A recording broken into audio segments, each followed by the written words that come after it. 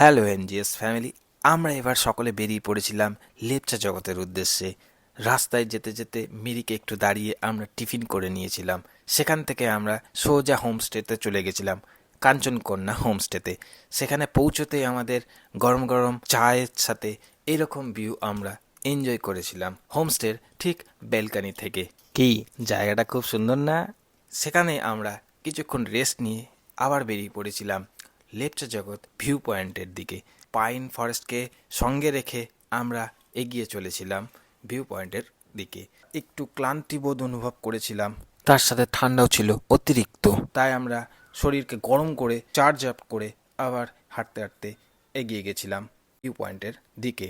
সত্যি এত সুন্দর লেগেছিল ভিউ পয়েন্টটা, যার জন্য আমরা ক্লান্তিবোধটুকুও অনুভব করতে পারিনি। তোমরা যদি গিয়ে থাকো এই জায়গায় তো অবশ্যই কমেন্ট করে আমাদের জানাও। ততক্ষণের জন্য টাটা।